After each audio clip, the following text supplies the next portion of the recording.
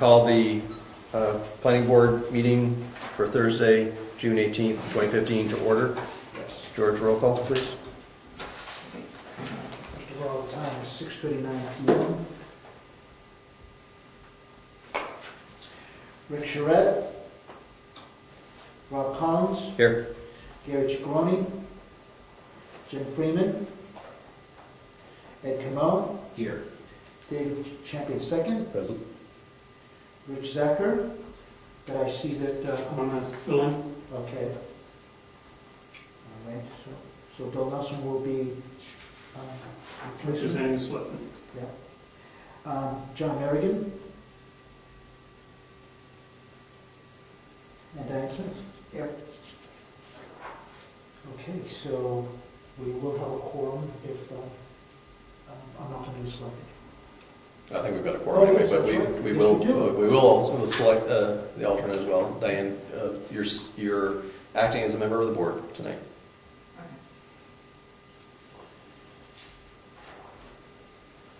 So just so it's clear, that means that you vote on all motions and everything, right? Not only are you participating in discussions like you normally would as an alternate, but you are voting. Okay.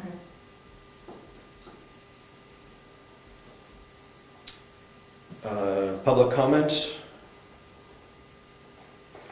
Okay, no public comment. Announcements, correspondence, and mail.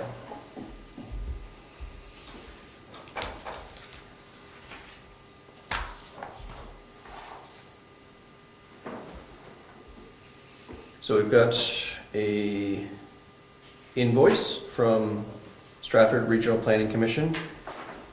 This is dated June 2nd, 2015.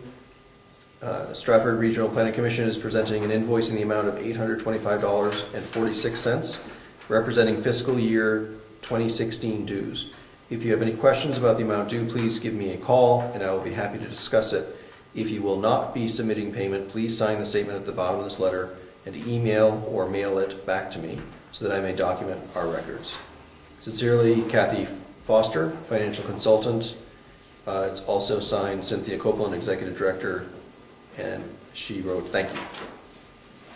Mr. Vice Chairman, I just want to, for the record, I want to point out that Cynthia Copeland came here personally to give me that document. Really? What was she doing up here? She wanted to emphasize that she would like to get signatures if we decide not to be paying members. Yes. Mr. Vice Chairman. Normally in the past, we discovered that we didn't legally have to send anything back. But I believe sometime, I think it was last year, we decided to actually send notification back. So that would be up to us, I believe, as a planning board, if we wanted to do that, but that's the history of it. Thank you. I noticed also, even though it's not mentioned in the cover letter, there is an invoice for $60 for New Hampshire Planning and Land Use Regulations, which are these books here. So I think we should make sure that, what do you do with invoices? That would go to treasurer. The only, yes, that one for the books should go to treasurer. And this is for 10 books, is that how many we got? What is it? What's the price? $6 a piece? They're cheaper than I thought. I thought we had got, was it 10 books? Do you recall? I don't, I'm sorry. It's the right ballpark though, right? So we should pay this. Yes. Just okay it or put something down for Mary Lou knows to pay that, please. Do we need a motion to actually pay a bill? I think we had a motion to buy the books or something, but I don't think we need a motion to pay the bill unless somebody thinks otherwise. Yes, according to our rules of procedure, the chairman, I believe, has $100 ability to be able to sign a document to pay for a bill. So this more than falls into that characteristic.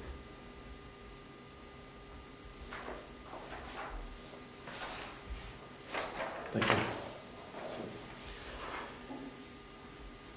Okay, so let's go through the rest of correspondence. Maybe we'll come back to the SRPC.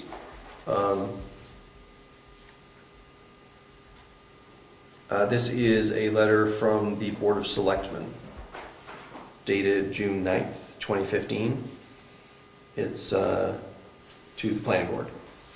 Dear Mr. Chairman, we are writing to inform the Planning Board that pursuant to New Hampshire RSA 674:54, Governmental Land Uses, see Appendix 1, a parcel of land will be subdivided for public use and development. As you are aware, the above cited location is a parcel of land over 130 acres in size, wherein a 5-acre parcel is being subdivided from the existing 138-acre lot, map 19, lot 10, in order to develop a new town cemetery. Currently, the 138-acre lot is taxed as current use, and the subdivided 5-acre lot will be developed for interment of human remains. The use of new cemetery will follow the adopted cemetery policies as documented by the Brookfield Cemetery trustees. It is the Board of Selectmen intent to begin construction on this land 60 days from today's date. A member of the Board of Selectmen will be available to present the plans, specifications, and construction schedule, and to provide explanations as requested. The Board of Selectmen will provide the Planning Board with regular updates, if requested, as to the survey for the subdivision, and will keep the Planning Board apprised of ongoing construction schedule. With any questions or concerns, please direct the same to the Board of Selectmen liaison to the Planning Board for proper response. Respectfully submitted, Brian Robichaud, Chairman. William Nelson, Vice Chairman, Richard Zacher, Planning Board Liaison. Attachment Appendix 1 is RSA 674:54, just a printout of the RSA. CC to Craig Evans, Cemetery Trustee, and Ed Nason, Code Enforcement Officer. I'm just going to pencil in to talk about this under old business as item C. And George, would you propose to the chairman for next month's agenda to have just a cemetery update on the agenda, just so we don't forget to bug the selectmen's rep about what's going on? Thank you. Shouldn't be anything to pretty much on hold until we get through that 60 days. Okay, and I think that's it for correspondence. And announcements? I don't know that we have any announcements. So, I think so. We're agenda item 6: review and possible approval of May 21st and May 28th meeting minutes. So let's look at the 21st first.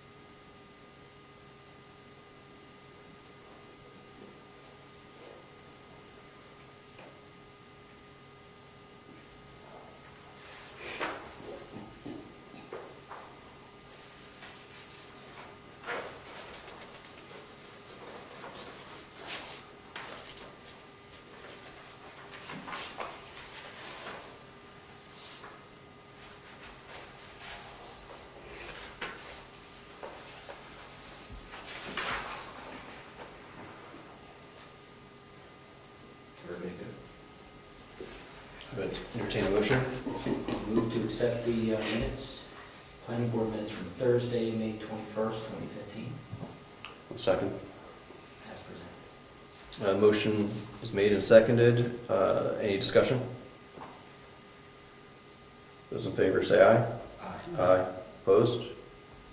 Abstentions? One abstention. Thank you. The motion passes. The meeting minutes from Thursday, May 28th, 2015 is next.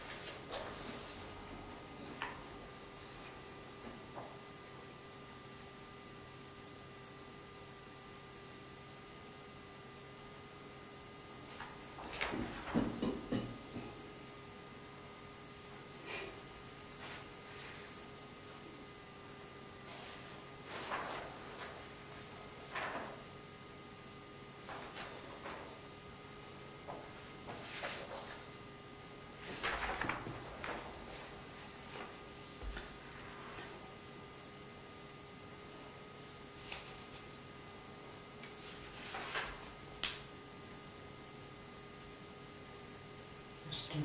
Acting Chairman, I do have one possible suggestion. Please.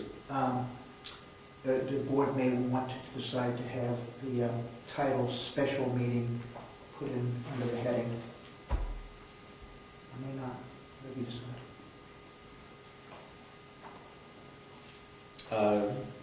I don't think the meeting was any more special than any other. It was noticed properly and everything. It wasn't like it was an emergency meeting or anything like that, so I think we're okay the way you wrote it.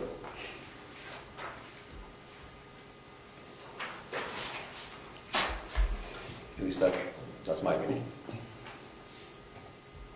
I'd like to motion that we accept the May 28th meeting's minutes as written. Second. Okay, motion has been made and seconded. Any discussion?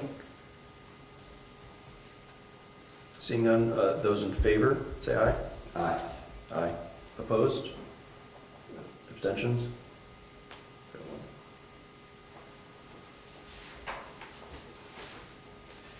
Motion carries. Okay.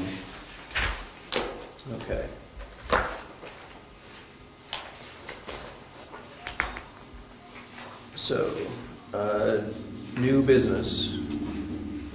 There's none listed on the agenda. Does anyone have any new business? Nothing? Okay, good. Okay, old business. First item is master plan.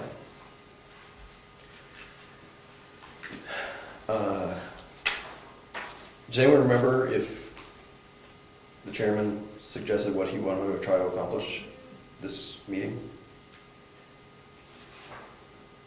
Because I don't. I've blanked out. Well, we had discussed if we were going to actually create a central committee, and we also described the need for community involvement, that we should assuredly have community involvement, but I don't think there was anything more than that. Okay. We had homework to read it, I think, right? Does everybody have a copy of it?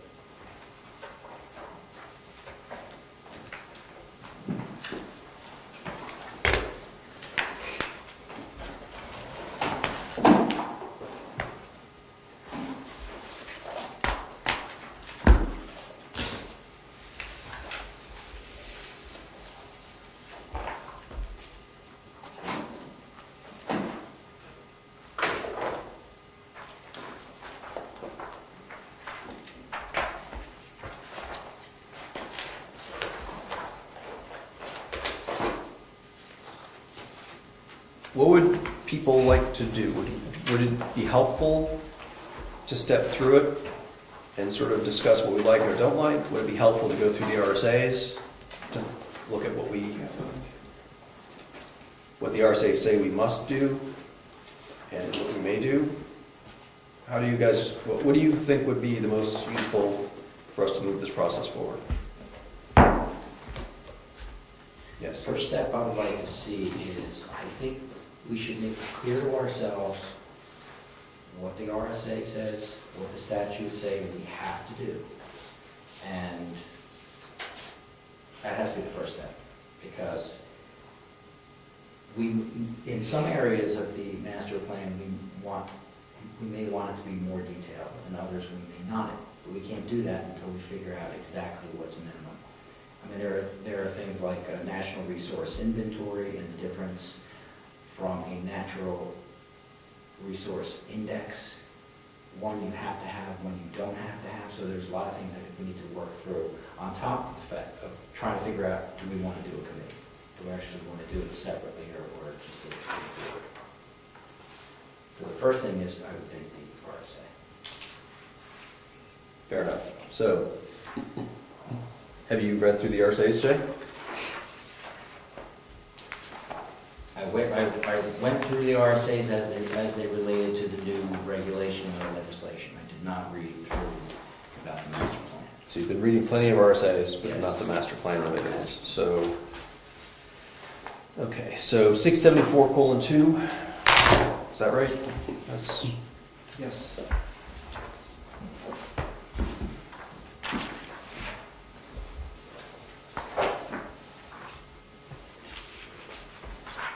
Diane, do you have a book? I do. I left it at home. I believe, do we still have a full set over on the shelf over here? Yes.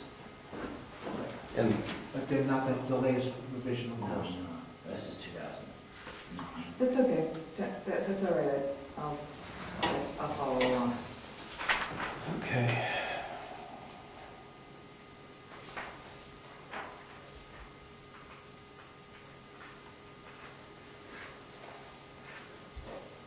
So this was last amended in 2013.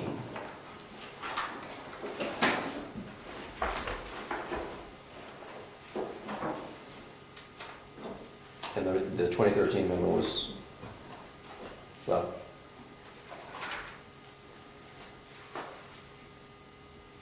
It looks like amendment last amendment was 2013 in that section.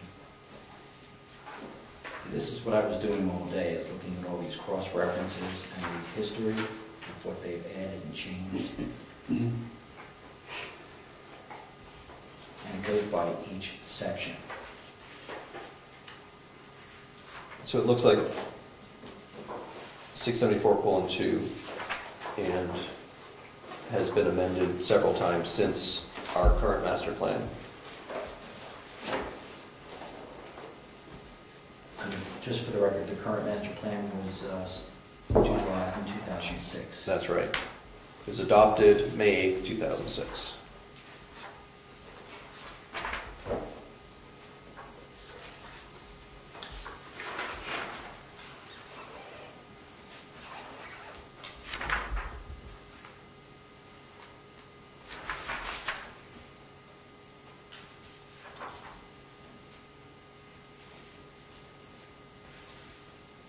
And just for the record, the revisions to the plan are recommended every 5 to 10 years.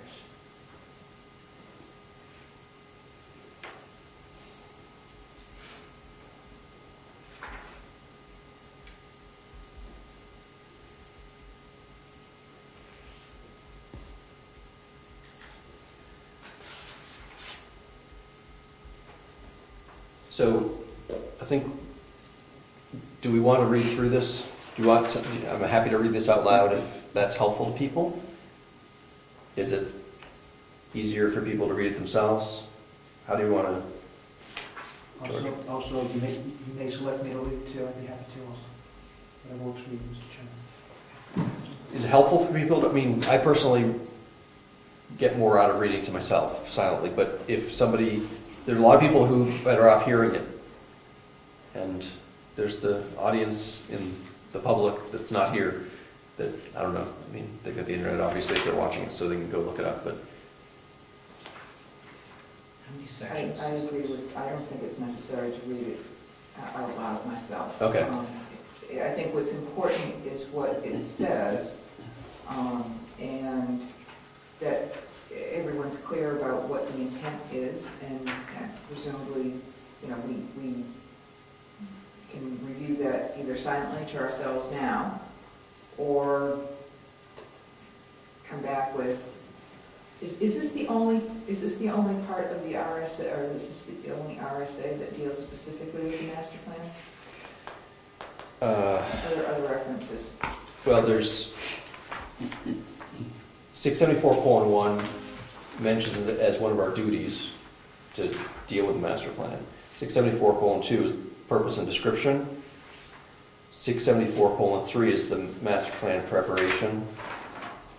And 674:4 is about adoption and amendment. And I think that's the primary place in the RSAs where it talks about what we need to do. There may be other references to it, but I think that's our guidance. Yeah, Ed. There's not much to read. So I mean, we don't have a lot on our plate tonight. I think it might be good to read through it. Okay, I'm happy to take the time to do that. So I'd like to start, I don't want to read all of 674:1, but maybe I'll start at the very beginning. This is 674:1, duties of the planning boards. This is what we are supposed to be doing according to the RSAs. It shall be the duty of every planning board established under RSA 673:1 to prepare and amend from time to time a master plan to guide the development of the municipality. A master plan may include consideration of any areas outside the boundaries of the municipality which, in the judgment of the planning board, bear a relation to or have an impact on the planning of the municipality. Every planning board shall, from time to time, update and amend the adopted master plan with funds appropriated for that purpose by the legislative body. In preparing, amending, and updating the master plan, A, the planning board shall have responsibility for promoting interest in and understanding of the master plan of the municipality. In order to promote this interest and understanding, the planning board may publish and distribute copies of the master plan or copies of any report relating to the master plan, and may employ such other means of publicity and education as it deems advisable. B, the planning board shall also have the authority to make any investigations, maps, and reports and recommendations which relate to the planning and development of the municipality.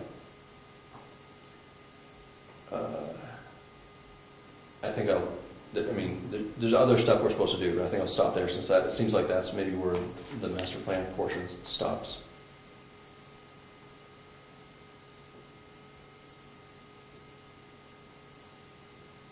So any questions or comments about, it's our first duty that's listed. So we shall have the responsibility for promoting interest in and understanding of the master plan. May publish and distribute copies. Shall also have authority to make investigations, maps, etc.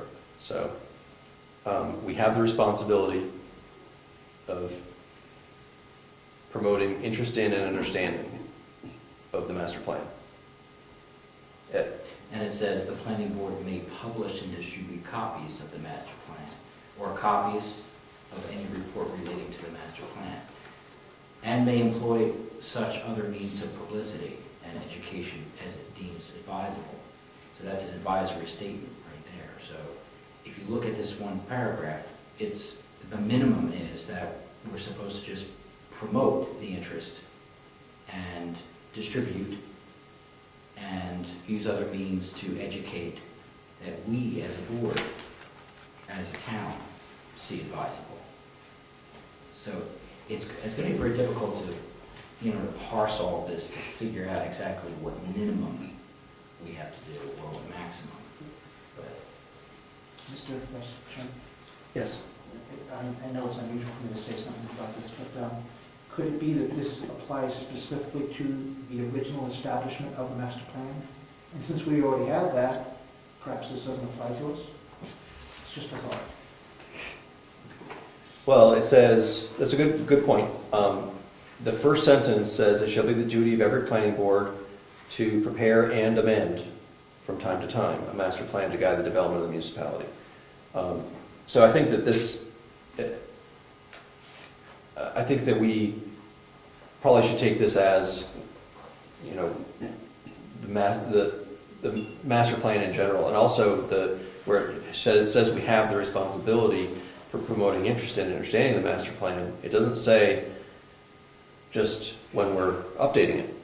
I mean, it's a more general statement than that.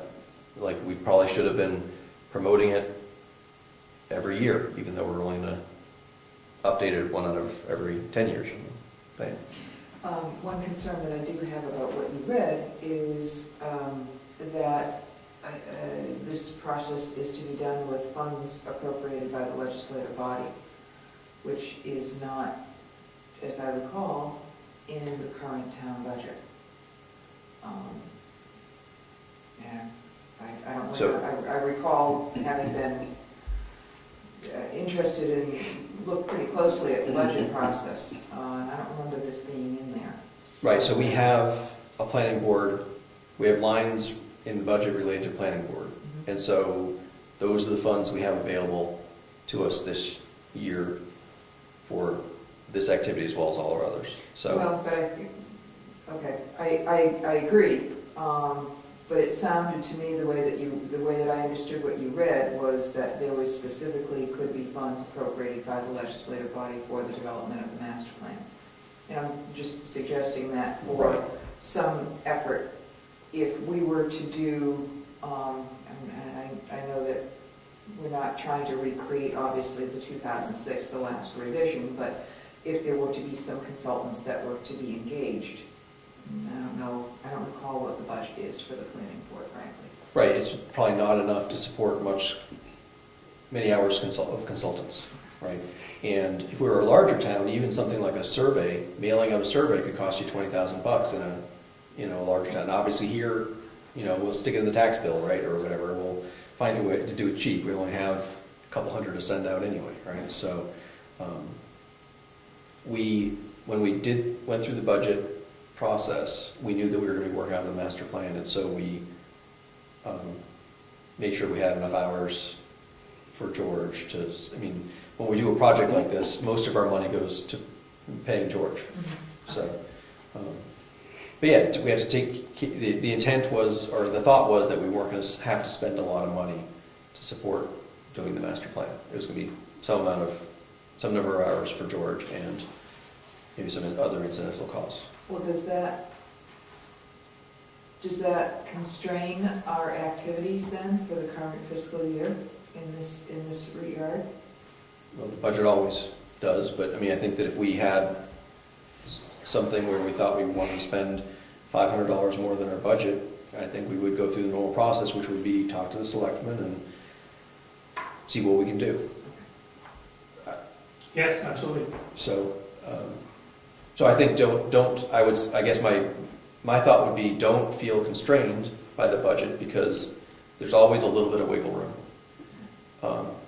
If you have some crazy idea that's going to cost $20,000, it's probably not going to fly, unless it's a really good idea.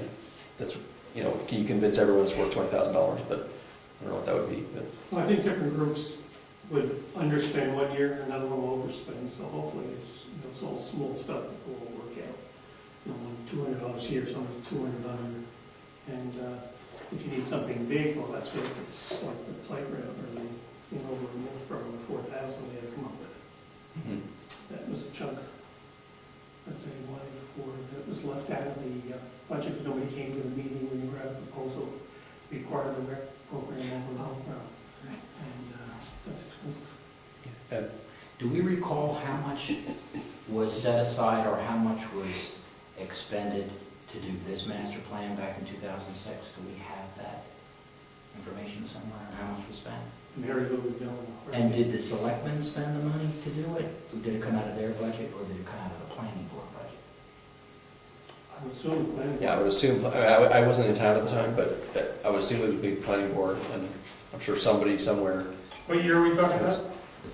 It was 2006. That's when it was adopted. It was adopted May 8th, So it would probably be $2,005 Next, you mean 2 and minutes? maybe 2006 as well. That So, would be interesting to know how much that. yeah, so another answer to your question about money, I think, would be if we, in order for us to come up with a plan to spend that would cost a bunch of money, will probably be into next year anyway. So, and if this process takes a year, I think that's okay. Yeah, you know, we want to do it right. Yeah. Because there are things in the master plan that really perhaps wouldn't change, that could be reused. Since we're amending an existing plan, we already have some items that already can be reused. Or at least we could check to make sure that they have to change. Yes. I mean, there are several maps in here that could be used, I don't think they've changed, but we could look at those, which could save.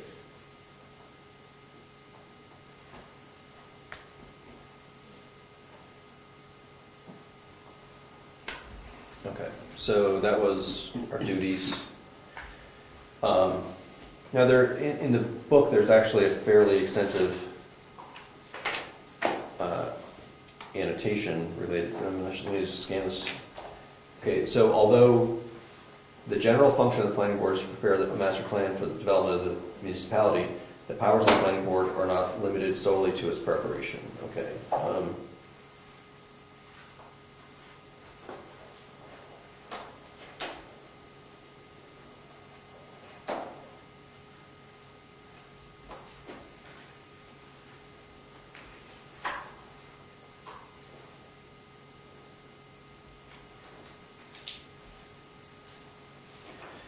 Even though the town's master plan was not certified by the planning board and it did not bear signatures of the board's failure to strictly comply with those statutory requirements did not invalidate the zoning amendment, where adequate master plan was not on file with the town clerk. So it's not the end of it doesn't kill our zoning if we don't do this, apparently.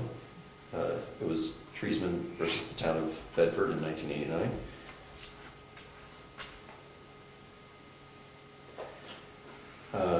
In Rancourt v. Town of Barnstead, town was required to enact ordinances providing for limited growth before the town could apply growth control rates set forth in the master plan to deny a subdivision proposal. I don't think we're going to have, I'm guessing we're not going to have growth control rates in our master plan. Go ahead. Now, we did discuss that within, because the law has changed about workforce housing, and that the workforce housing statute is listed in the master plan. I think we were discussing at some point as a board to find out how can we make sure that we are setting aside the proper amount of housing. Do you recall that we were... So the legislature passed language that said that we had to do our fair share and didn't define what fair share was. So, which was a major problem with,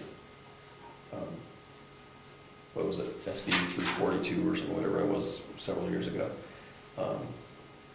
And I think that there's better understanding now of what fair share is. I asked last year, maybe the year before, asked SRPC to give us some thoughts on whether we were meeting our fair share now with our current housing inventory. And I still have not received an answer. I've not followed up with them for many months, but because I think that those of us who were around at the time, people weren't very happy about the workforce housing provisions we put in the zoning to support that, and we wouldn't need those provisions if our current inventory was satisfying workforce housing requirements.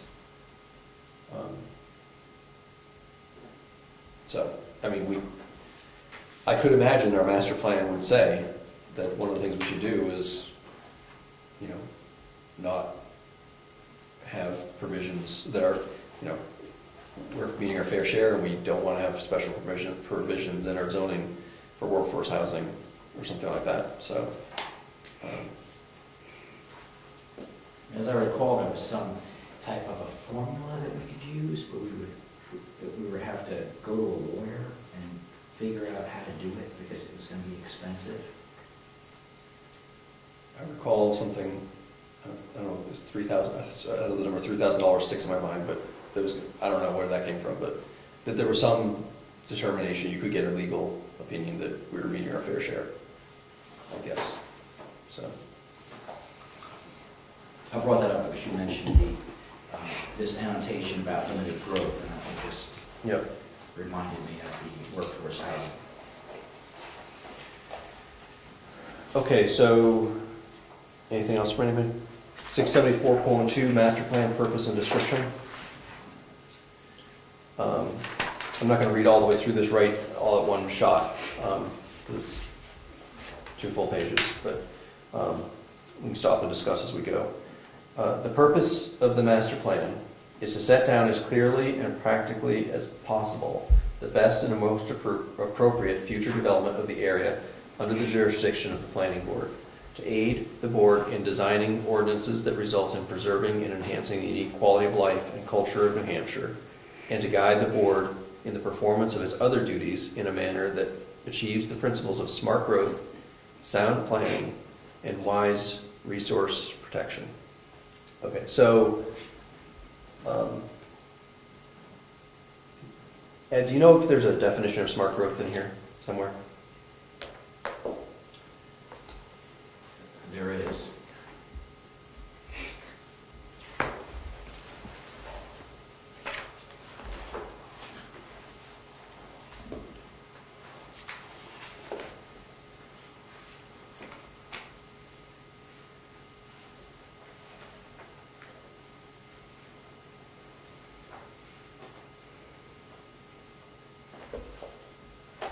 Now, while you're looking for that, smart growth is a principle. It's a planning principle that basically says to encourage your growth and development in areas that are already developed, rather than have houses everywhere. If you've got a village center and you want to build a new house, you put it near the village center, because that you've already got resources there to support people and their living, and with, you know, whether it's town water or sewer, which we don't have, of course, or library within walking distance and grocery store within walking distance and things like that. So smart growth, the basic idea of smart growth is to consolidate into urban areas, developed areas and maintain non-developed areas that already exist. Cluster housing is their big push at this time. Yeah, so there's a bunch of stuff that goes along with that. And with cluster housing, that's if you've got a 60-acre parcel you're going to subdivide and put 100 homes on, you cram those 100 homes on one corner of that and keep the rest open. And you keep your density, like we have like a 2-acre minimum lot size generally speaking. And so maybe in that, you know, if you're keeping with that, in that 60 acres, you put 20 homes or 30 homes. If I can do the math right, you do 30 homes. But you put them all in one place, each with, you know, a 1/10 of an acre lot or something like that, or townhouses or something like that, and the rest is open area. So, yes. I have the definition of smart growth. Awesome. On page 20. Would you like me to read all that? Please. In this chapter, smart growth means the control of haphazard and unplanned development and the use of land, which results over time in the inflation of the amount of land used per unit of human development and of the degree of dispersal between such land areas.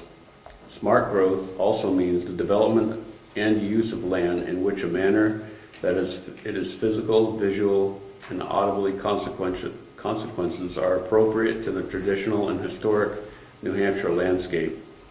Smart growth may include denser development of existing communities, encouragement of mixed use in such communities, the protection of villages, and planning so as to create ease of movement within and among communities. Smart growth preserves the integrity of open space in agricultural, forested, and undeveloped areas. The result of smart growth may include, but shall not be limited to, 1. Vibrant commercial activities within city and towns. 2. Strong sense of community identity. 3. Adherence to traditional settlement patterns within siting municipal and public buildings and services. 4. Ample alternate transportation modes. 5. Uncongested roads. 6. Decreased water and air pollution. 7. Clean aquifer recharge areas. 8. Viable wildlife habitat. 9. Attractive views of the landscape. And 10. Preservation of historic village centers.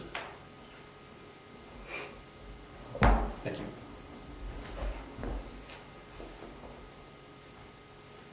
So, we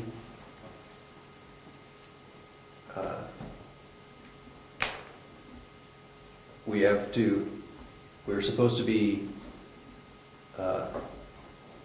using this to guide the board in the performance of its other duties in a manner that achieves the principles of smart growth, sound planning, and wise resource protection. So, when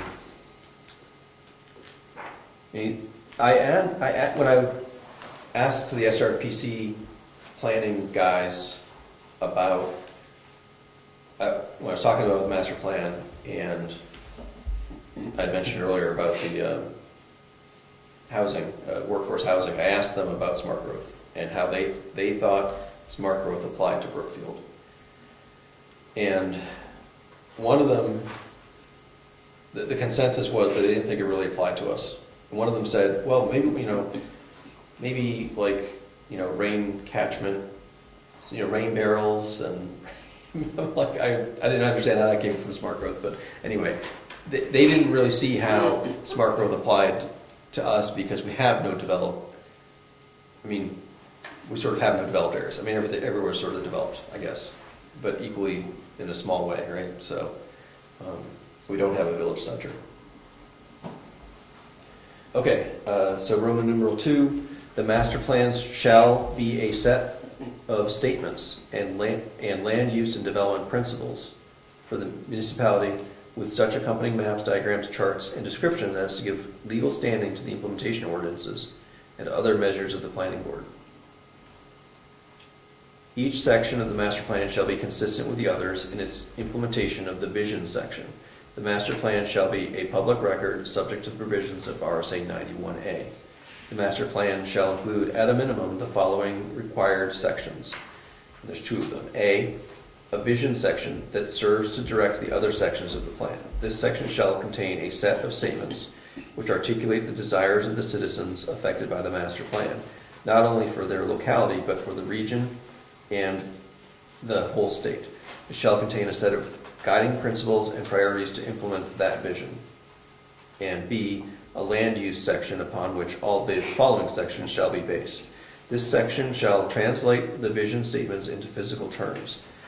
Based on a study of population, economic activity, and natural, historic, and cultural resources, it shall show existing conditions and the proposed location, extent, and intensity of future land use. And then it goes on to talk about the optional sections. You want to take a minute to talk about the required sections? So we've got the vision and the land use sections we've got to put together. Any comments or questions about that? We can always come back to stuff in more detail, but go ahead. Sorry, I apologize for not having the book. I could look this up. You referenced that this needs to be consistent with RSA 91A. 91A is the basically our right to know. So it's just saying that this document and probably all the stuff related to it that we work on is open to the public. Okay, thank you. So the minimum is A and B, a vision and a land use section. Right. And then starting in section 3 is which may also be included. That's correct, may, not shall. So, jumping. Well, can I? Go ahead. It'll take 2 seconds to do this. Yeah, absolutely. The existing vision section in the existing master plan, it says the vision for the town of Brookfield is, and the statement is, a small, historic, rural New Hampshire farming community committed to improving the quality of life for present and future generations. So that's the vision statement that they came out with. The citizens of Brookfield want to promote a sense of community and maintain the small town atmosphere, protect the town's natural resources while maintaining the town's economic and fiscal viability. So that's the vision statement.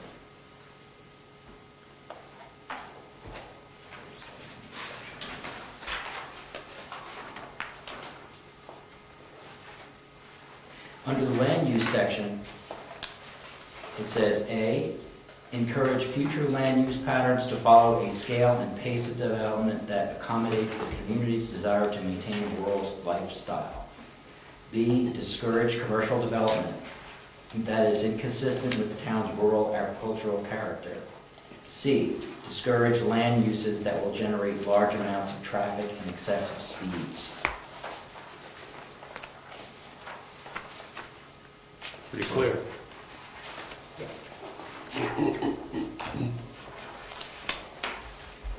Excuse me. Are you saying, oh, okay, land use is 2.05? Sorry. I think it sounded like he was reading from, The existing plan? well, That's the, he was reading from this, like, second page of part 2. There's sort of, so, trying to figure out this is numbered. 2.01-1 has our vision, has the vision statement. It also has a set of policy goals, Right. and then it goes, and those policy goals include a number 6, land use. Is that that's where you were reading from? yes. So I think this vision section 2.01 has the vision broken down a little bit by the other sections, including land use. Oh, okay. That isn't, And then later there's separate. there's a whole chapter. Chapter. I think it's chapter 5. Is that right? okay. This doesn't seem to be organized in the way that the RSA that we just read. No, that's why I took out Yeah. So then, those two AB. yeah. So there's section, chapter 5. I don't know. Land use policies, implementation strategies. That goes into more detail. Where do you see more detail? Okay, That far into it. Chapter 5. right. If the lower right corner, the page number is 2.05-1. Right. Oh, So from an organizational standpoint, I mean, all right, let me restate this. It appears as though this document meets the basic requirements that are outlined in the RSA that we're reviewing right now. It's the organization of it is not as clear-cut as the current RSA that we're reading seems to suggest. Doesn't mean that it's wrong, it's just, you know, how do we want to proceed forward? And then there's now there's another part of the RSA that says. There's a bunch of optional sections we have. Okay, because what I thought that I heard you say was that the land use section is to guide the development of the following sections. So it says, a land use section upon which all the following sections shall be based. This section shall translate the vision statement into physical terms based on a study of population, economic activity, and natural, historic, and cultural resources. It shall show existing conditions and the proposed location, extent, and intensity of future land use. So the following, the following sections that are going to be based on the land use are transportation, community facilities, economic development, natural resource, natural hazards, recreation, utility and public service, cultural, archaeological, and historical resources, regional concern section, neighborhood plan, community design, housing section, implementation section, energy, and coastal management. So, so the list, you know, A and B are required, and the list goes on to O. So we have a lot of sections. My personal inclination would be that we don't need the vast majority of those aren't appropriate to our town, or are not so important that we need to spend a lot of time on them. We might have a section, but maybe it's short. So.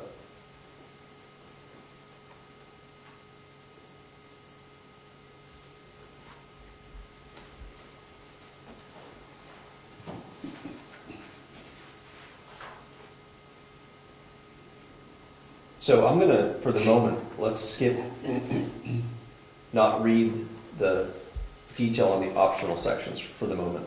We can always come back to that. And go on to 674:3 master plan preparation. Roman numeral 1, in preparing, revising, or amending the master plan, the planning board may make surveys and studies and may review data about the existing conditions, probable growth demands, and best design methods to prevent sprawl growth in the community and the region. The board may also consider the goals, policies, and guidelines of any regional or state plans, as well as those of abutting communities. Roman numeral 2, revisions to the plan are recommended every 5 to 10 years. Roman numeral 3, during the preparation of the various sections of the master plan, the board shall inform, so that's a shall, that's required. The board shall inform the general public and the Office of Energy and Planning and regional planning commissions and solicit public comments regarding the future growth of the municipality in order to involve citizens in the preparation of the master plan in a way which is most appropriate for the municipality. So we shall inform the general public and OEP and the RPC and solicit public comments regarding the future growth of the municipality. So that's a bunch of stuff we have to do as part of the preparation. And then 674:4 master plan adoption and amendment. The planning board may, according to the rules, to the procedures required under RSA 675:6, adopt the master plan as a whole, or may adopt successive sections or parts of the plan. Sections or parts of the plan shall correspond with major geographical sections or divisions of the municipality or with the functional elements of the plan, and may incorporate any amendment, extension, or addition to the plan. So 675:6 tells us how to adopt it. 674:4, which I just read, says that we can do it in pieces if we want. And we either do it as part of the town or by part of the master plan. So we can, if we want to do it in parts, we could take the north end of town and do the whole master plan, all the master plan sections for the north end of town, and adopt that at, for the update. Or we could say, oh, let's do the land use for the whole town and adopt the land, town-wide land use. It basically allows us to do it either geographically or by section. Oh, I missed the geographic, okay. When it was whole or section, I thought you meant whole or section adoption or update of the pre-existing plan. Yes, we can do, if we want, we can update just the visions right now. Right? And we may see we may decide the natural resources section is just fine. And we don't want to spend the time to update it now. Okay. Thoughts? Go ahead, Ed. In the existing plan, under the executive summary, it states that Brookfield's population is projected to grow from 604 in 2000 to 900 in 2020. I mean, so there's things we're going to have to perhaps go in there and correct. Yeah. Yeah, we will need to get updated numbers. OEP has them. Those numbers came from OEP, so we have to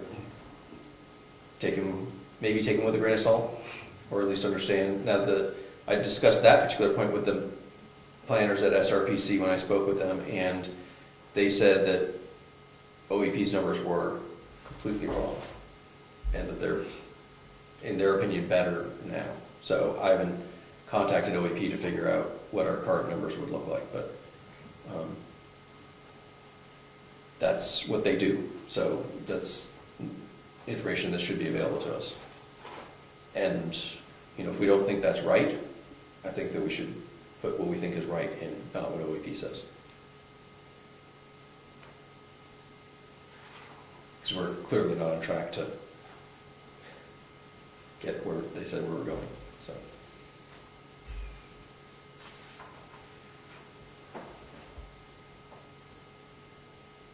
Yeah. How would to openly discuss how we would get involvement, would we ask people would we form like a citizens committee and then ask if they, like what minimum they want to do, what maximum, there may be people in town that want some of these sections left in place and updated. And if it's with full involvement, like how would we do that? Well, one of our options that's in our rules of procedure would be to form a master plan committee, and it would include a couple of members of the planning board and some number of members of the public, I think. I mean, it's in the rules of procedure. I haven't read it recently, that section recently, but Diane, you looked at that, hadn't you? I think it's actually, I was surprised it was a small number of general public folks. I don't remember the number, I can look it up, but that doesn't preclude the process from embracing and encouraging the participation of a wide variety of citizens. It just depends on how that input is solicited, I would assume. Right, and just like we could have 50 people from the public here providing input and helping us with this, right? They don't have to be on the committee or on the planning board to have either participate or have input. So I think in the past, I wasn't here, but I believe that there was a survey. I'm not sure if it was for the 2006 update or the original one. There was a survey that the town answered but what they wanted. Is that correct, Bill? Yes. Yes. I'm sure that we've got that survey and the results somewhere. Actually, Mr. You want to Chairman, mention it here? Yeah. It was a mailing? Mr. Chairman, Master Plan Addendum 2001, actually this survey. Okay, so that was from the original master plan? I don't think we had one since then.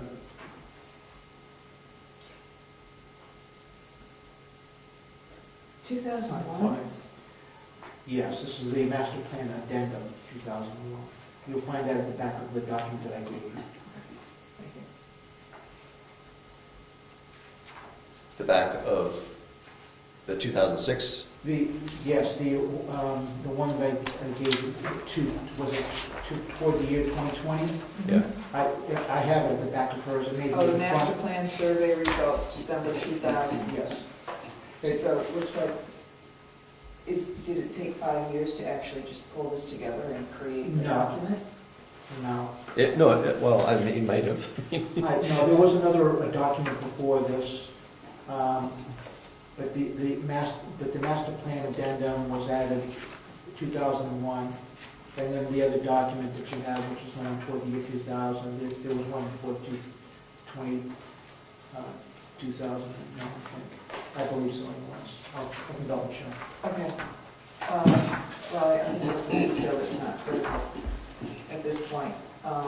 So, Rob, your question, I'm sorry, Ed's question was regarding structure for public Public involvement. participation? And just an open conversation of what involvement, what options.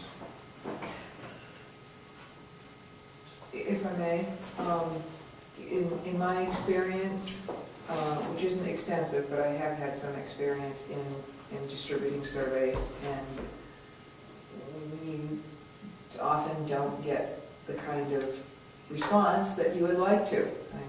10 to 15% is probably good, which is unfortunate. I don't know if we want to talk now about what we would like to do or what all the different options are. I assume that you're opening this up to discuss different options. I think what I have found is that frequently people are much more willing to discuss issues rather than put down their put down thoughts on paper and then send a survey back. I'm one of those. Most of the surveys that I get go in the trash. And I would hate for that to happen for this. But generally people are more open, and it's more in an interactive environment where there can be discussion and exchange of ideas versus having a catalog of different people's responses to survey questions. So I don't know how much of that was done in the past for having dialogue with folks as opposed to having submissions of ideas in writing. I would suggest that the dialogue is more productive than informative, because very often people, one idea prompts another, and then just the process of discussion and debate, frankly. And I think that's a healthy thing if there's an interest in identifying where people think that what the community should look like in 2030. I assume that would be the time frame that we're going to do a 10-year update, so we're going to be looking at to 2030 instead of 2020. Sure. We can be aggressive and say 2050. But at any rate, so that would be my suggestion, is that we consider that in the process. Where in the process, I'm not sure. Perhaps to focus the dialogue or the discussion amongst the community members, the committee create a framework of how it's going to be, how the process will take place, and then maybe even break it into sections. Maybe just have a visions, like a whole meeting devoted to, well, what's the vision for the community, just in general terms, and that might evolve into a draft vision statement. Will it change? I don't know. Sounds like a pretty good one now, and maybe the simple approach is better. And then just have the framework that's established for developing the document by the committee, or if there is going to be a committee, or the planning board, to help guide those discussions. One moment, Ed. So just I think that discussion is vital to really understand what people think. However, I don't think we can rely just on that, because in order to have that discussion, it requires that the member of the public actually spend a bunch of time and effort to participate. And we will get some people that will do that, but we won't get, that will leave out the vast majority of the community who don't have the time or the interest to spend that much time to make their voice heard. And if we did that, you would hear an outcry from a bunch of people who suddenly will be vocal, saying that it's the town hall crowd or whatever name they want to give to some group that actually took the time to give input. They will feel like they weren't heard or given the opportunity to speak or whatever. I think that we will need something that, like a survey that everyone gets in their hands and they can fill out in 10 minutes and hand back in and have some input, I think. It seems to me we've done a survey since then, or I really, and that seems a long time, but we've done one in between. Now, I don't. We did a survey related to the schoolhouse. No, it was more on, any time flies though. And, because I remember trying to put this thing together with the town one, not the schoolhouse, and trying to bring as much information and all that. And by the way, for informational purposes, for just planning development in 04, you spent 4,000, or it was budgeted for. 05, 5,000, 06, 6,000, 07, it went down that's for planning and development. It jumped down to 2,500. I can't plan the year before. So there was a 3-year period where they were, sometimes it went over, sometimes it went under, and the salary for your position was about $800 more than the prior years. It wasn't a tremendous amount. So I don't know what they did. Well, I think that SRPC actually wrote the document. So I think that that's, my guess would be that's where a lot of the extra money went. I got that position with checks as well. Anyway, thank you for collating that. Going back, look at the history here. Ed. And going back to the survey, the most recent survey, to show how difficult it is to get public involvement, the Churchill Schoolhouse, we sent out 400. It was a lot of surveys, and we had gotten back how many? 110? I say just over 100. Yeah, it was over 100. That's just a survey. 25%, that's pretty good. Yes. Well, it was about expending money, so that perhaps we should add that to the survey. So there are things you can do to increase participation. So we normally see very little public involvement with the planning board. But if somebody proposes to amend the zoning to open a resort on the lake, all of a sudden there's a lot of people that are interested in land use and the zoning ordinance, right? So you can legitimately construct the survey such that it outrages people and gets them to answer. So, for example, we could ask people, how important is it you keep rural, whatever, right? And everyone's, oh yeah, of course we're going to keep the things rural, whatever, right? You put in there that, should we be developing a village center? Some people may think that's good, or some people may think that's bad. Should we be developing, resorts and things like that? Should we have a commercial zone? And people, different people have different buttons that get pushed, but to be like, as long as you get something on there that every single person is up in arms about, and they want to say no to, then you'll get more responses, guaranteed. So, but those are good things to understand, right? I mean, if we want, if I could imagine writing sort of the detail of the vision section with a list of things we want and a list of things we don't want. And you could even show, sort of how much people want it. That could be your survey questions and answers. And, sort of where, and a bunch of things where the town's mixed on, or it doesn't feel strongly about, right? And so I can imagine that being really good data for the planning board for the next 10 years is just how strongly people feel one way or another about things. And that means you're not trying to write a survey that you think everyone's going to say yes to every answer, right? You want to have things on there that people might possibly want, but maybe they don't. So.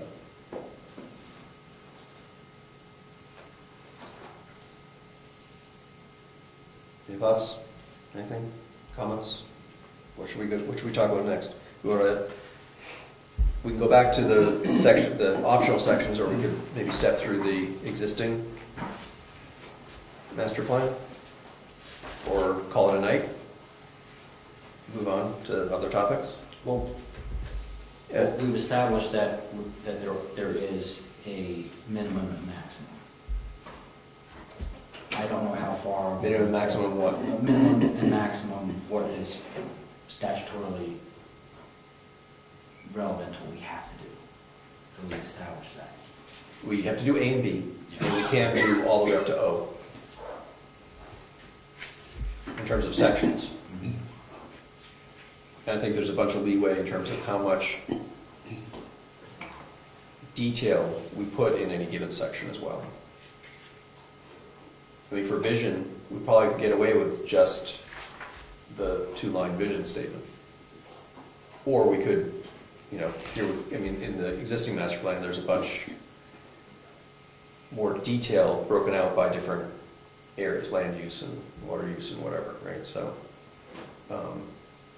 but we could put something like survey questions and answers there or something if we wanted. I mean, whatever we want for more detail, we're probably not required to have it, but we can have it, you know. And for land use, it sounds like we need to capture things like population trends, you know, where we are now and where we think things are going. So we need to probably have some information about how many residences we have, how many miles of road we've got, how many, you know, people, you know, I don't know, maybe summer population, whatever we think is relevant now, and then have projections for those. Yeah. Now, it says that the vision section and the land use section are mandatory, but is workforce housing part of the land? No, there's a housing Because section. that's There's an also- optional housing section, I think. That's optional? Yeah, no. Because I thought that was mandatory. Because it's- Well, workforce housing is mandatory, has to be allowed in town if you're meeting your fair share through non-workforce housing.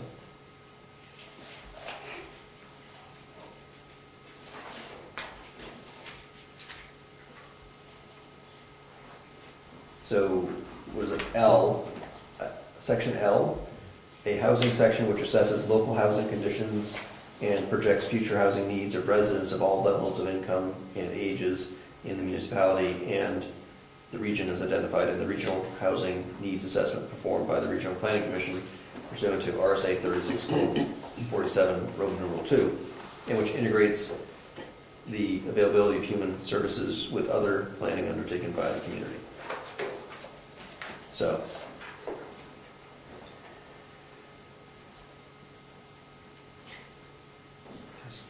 So, I'm sorry again that I don't have this in front of me, but it sounds as though the land use, those subsequent sections, many of them fall under, could be considered to be subcategories of land use. Development, housing, transportation structure, they all relate to the land within the community. Is Yes. that not correct? I think that'd be fair to say, yeah. Okay. Yeah, it says one of them's a transportation section, community facilities, economic development, natural resources, Historic resources, I think. recreation, utility and public service, cultural, archaeological stuff, regional concern, neighborhood plans, community design, housing section, implementation section, an energy section, coastal management. So yeah. Okay.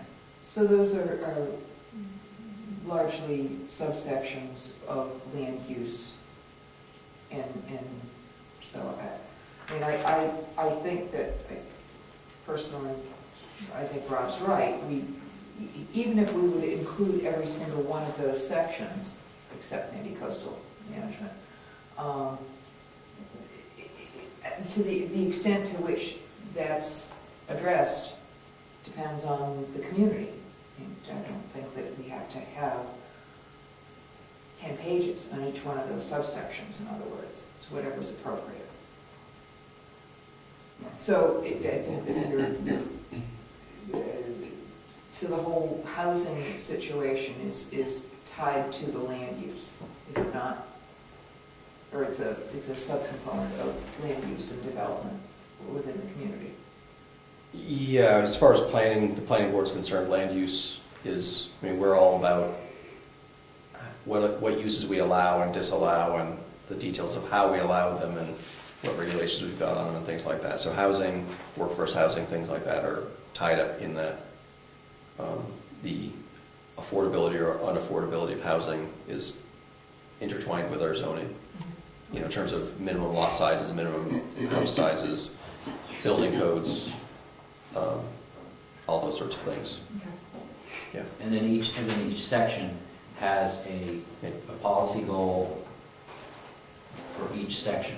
If we chose to do natural resources, there's a natural resources introduction and a policy goal for each section that we want. In the current plan? In the current plan. It doesn't need to be structured that way, does it? No, it does not. That was, if this whole present master plan was prepared for the planning board by the Stratford Regional Planning Commission. So this is boilerplate American Planning Association. Right, it's pretty dry. The whole thing. Right down to planning and action for sustainable development and improved quality of life. It's all from their boilerplate.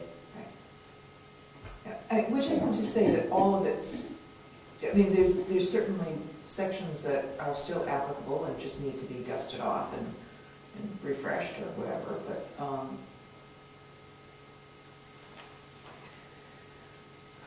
okay.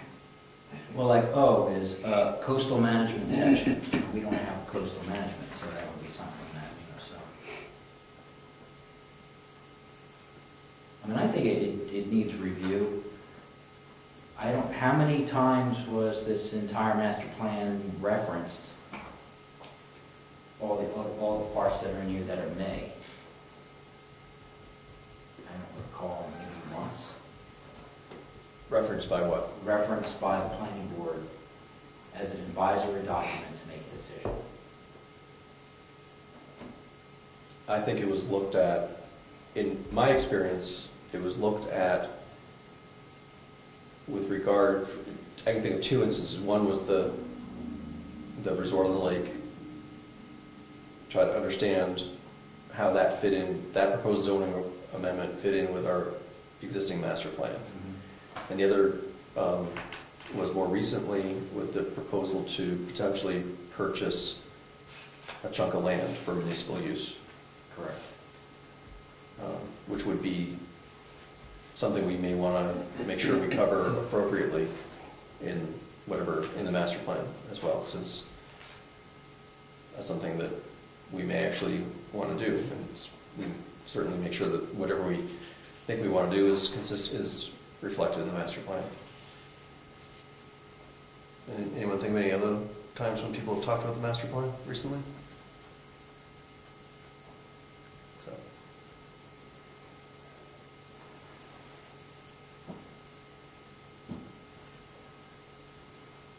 I think it changed into the name since 2000, whatever it was, 2001, 2006, and we had ski areas open, I mean, for tubing. It's just how the town has changed, and the walking trail and now along the railroad. So there has been, I don't know how that all fits in here, but there has been an improvement in the recreational aspect of the community. Some progress. Yeah, and I think, clearly there's some interest in recreational stuff here in town. We may want to have a recreation section. I mean, right now we're paying the $4,000 to Wolfboro, right? But we could also say, we should have, people want a ball field, or people want a park, or whatever, right? And if people are interested in that, we should see how we would address it, potentially. Some ideas, capture some ideas and put them in the master plan. Or if people aren't interested in that, maybe capture that idea and have no plan for doing that because people aren't interested in it. So it becomes difficult on all that stuff because of the age differences. We saw that with the people wanting the program in Wolfboro.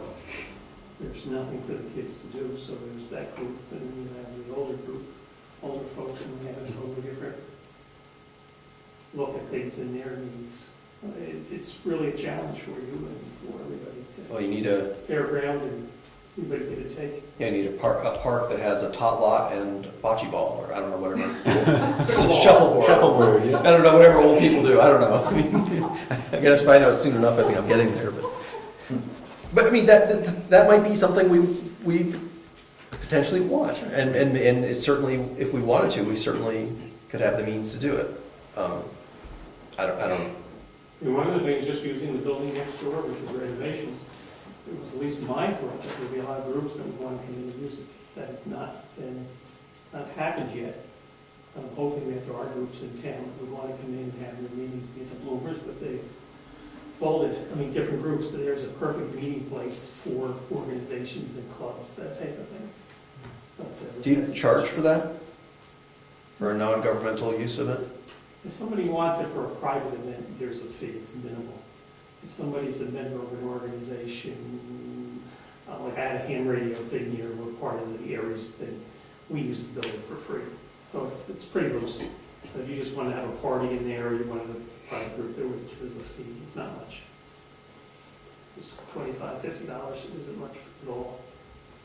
And there are ground rules of no alcohol, what you can do, what you can't do, can't remove the tables, you do this and do that. Well, now we've gotten to, we used to be a dry town that long ago, Yeah. and I was stunned by that one when they voted to allow liquor. You were stunned? I didn't think they would.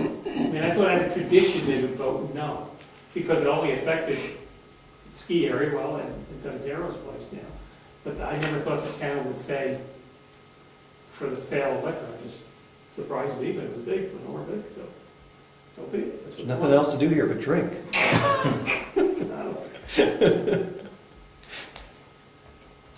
See, instead of doing the Parks and Rec with Wolfboro, just get the kids drinking. Give them something to do, you know.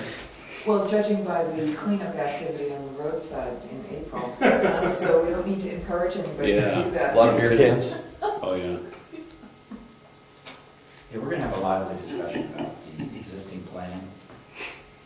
Because like under recreation, it says, I don't like when anything says provide. Provide means that you have to take it from somebody else to go give it to somebody else. And it says here under recreation, provide residents with a reasonable level of recreational services. Did anybody question that word? That means that they're expecting that taxes will have to provide something. Another thing. Well, we are. The selectmen just decided to do that 2 weeks ago or a month ago. This right? should be part of the conversation in the town. Is that do we want our master plan to use terms provide? Because this is not the master plan is not the legislature. We vote people in to make decisions for us. This master plan should not be a document that dictates what the selectmen should provide. Let's see, it was provided, using that as an example of previous years. They had paid, the voters wanted to be a part of the Wolf Program, but all of a sudden it was dropped this year. So these folks came and said, hey, you forgot me, we could put me back in. So, and we didn't, because we didn't have the paperwork, it was never submitted to us, and nobody came to town meeting and said, hey, you forgot us. Yeah. I'm trying to bring that back up. To reopen that. I wasn't trying to reopen that. I think that to your point about provide, since this is a planning document, I think that it would be more appropriate to talk about it in terms of our zoning should allow for people to create recreational opportunities and things like that. Or if the people really want the town to provide stuff like a ball field or a park, then, versus allowing the zoning to let that be done privately,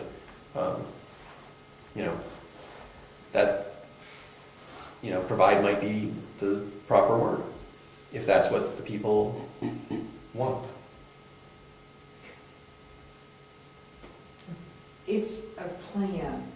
It's not an enforcement document. It's not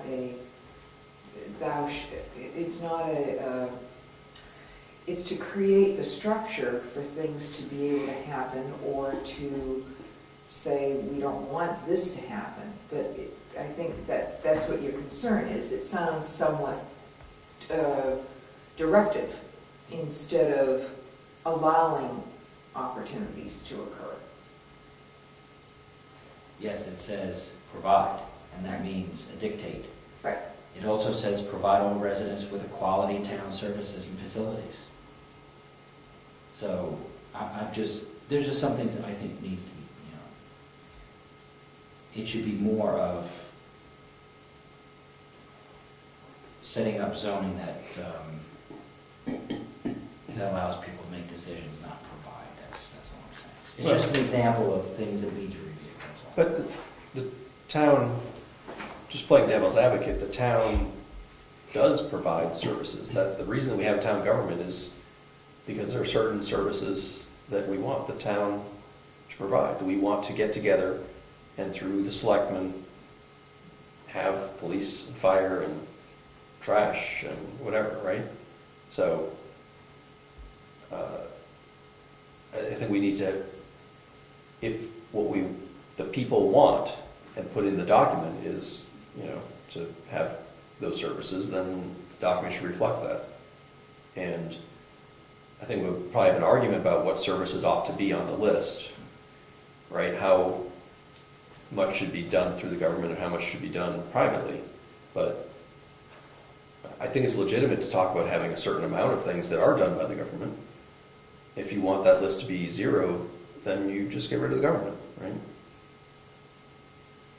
Is that where you're going with I this? didn't say that, no, I'm just saying that it says provide. Provide means take from one to five, that's all my point.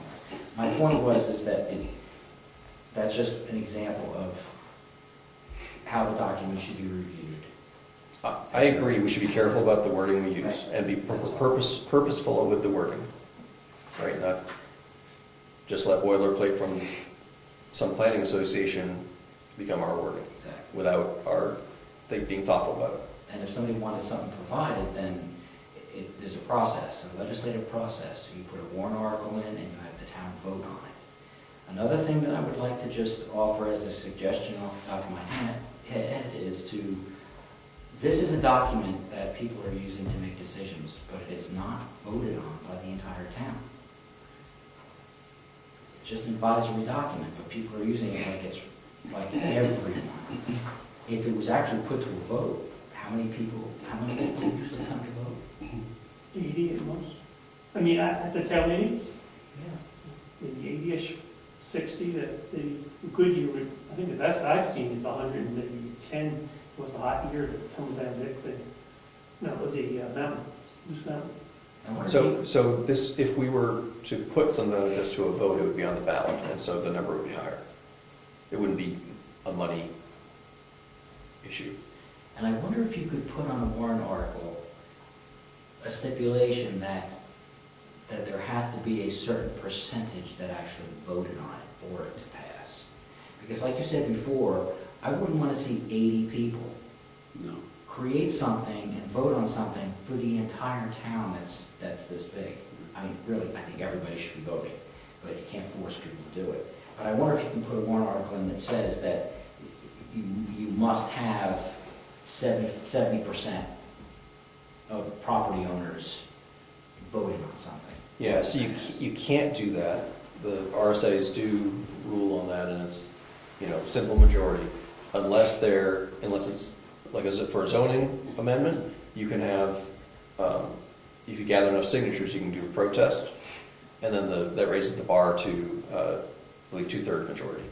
Is that, we had a, I'm sure you're right. well, they did it on the resort on the lake, right? They'd go to the selectmen with the protest a week ahead of the vote.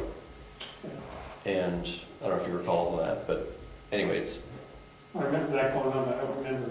anyway, I don't know exactly what the RSA is off the top of my head, but it depends on if it's, I think you need like 20% of 20% of the adjoining land owners to sign, or some percentage of the affected. So if, like, what's his name, Robinson wanted to change the zoning on his property, so 20% of the abutters by linear foot or something like that had to sign the petition to make it harder to pass. If somebody were, the planning board were trying to change the zoning or through a petition warrant article, the zoning on your place was trying to be changed against your will, you get 20% of the, I think it's something like 20% of the affected property owners. What year was that? I want to see what it's written in the town report. 3 years ago. That wasn't that long ago, 3-4 years ago. Okay. But anyway, so there are provisions, I don't remember which, where, I mean, quick search reply, it's a protest petition, I think would be a good search term or something like that, but it will, so you can have a small group of people that are being affected by a proposed change, make it harder to pass. So it's not a simple majority. It has to be a super majority to squash their rights.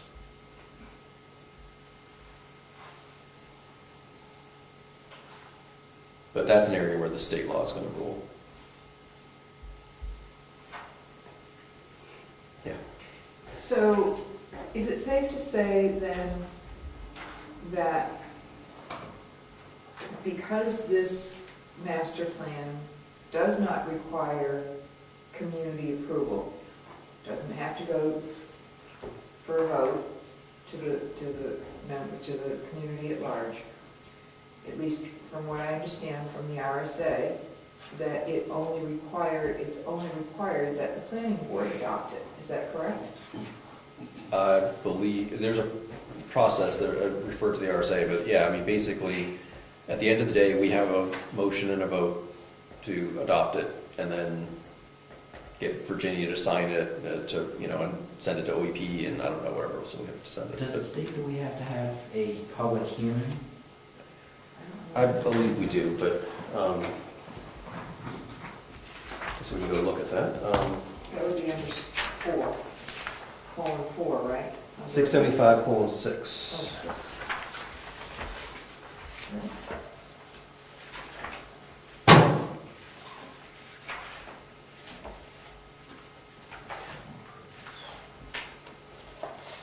Method of adoption. Every local master plan, subdivision regulation, site plan review regulation, and historic district regulation referred to in this title shall be adopted or amended by the planning board or historic district commission as appropriate in the following manner. 1, the board or commission as appropriate shall hold a public hearing prior to adoption or amendment. Notice, according to 675:7, the board or commission as appropriate may adopt or amend the master plan or regulation upon completion of the public hearing by an affirmative vote of a majority of its members. No master plan, regulation, amendment, or exception adopted under this section shall be legal or have any force and effect until copies of it are certified by a majority of the board or commission and filed with the city clerk, town clerk, or clerk for the county commissioners. The Historic District Commission may adopt or amend regulations only after the commission has held a public hearing within the district. Notice for the time and place, 675:7, the adopted regulation shall be certified by a majority of the Historic District Commission members and filed with the city clerk, town clerk, or clerk for the county commissioners. So, yes, we have to have a public hearing. And then certify it and get the town clerk certified.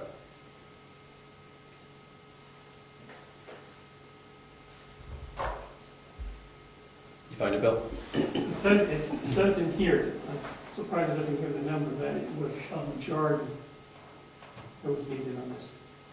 Not passed by petition, by ballot, majority vote required. Well, when that was published, so the deadline for the petition is like a week before the election. So probably that report was already published. Could be. Or are you looking at the next year for the result? I'm looking, what's a good point? Town meeting 2013, warrant for the town meeting of 2013.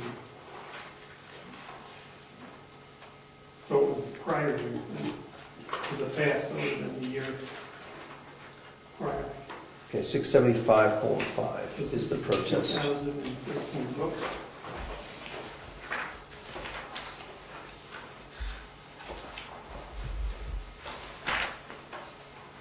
675:5 zoning ordinance protest petition. So zoning regulations, restrictions, and boundaries may from time to time be amended or repealed.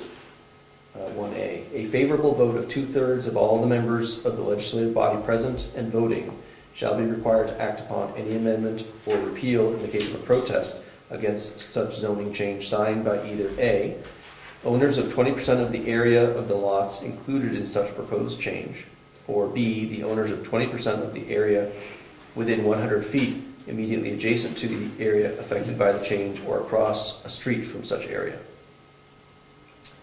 Paragraph 1A shall apply only to amendments which alter the boundary locations separating previously defined zoning districts, or to amendments which alter the regulations or restrictions of an area not larger than 1/3 of the land area within the municipality. So you can't do it for a zoning change that affects the whole town. But you probably could do it for something that affected their rec zone.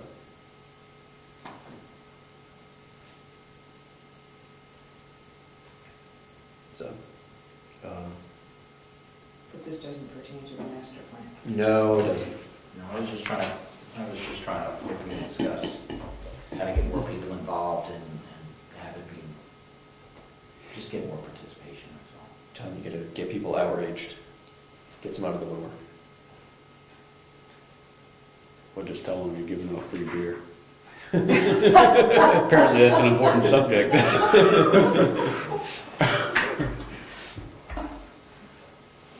Okay, so any other thoughts right now? Don't want to run the meeting until midnight or anything, but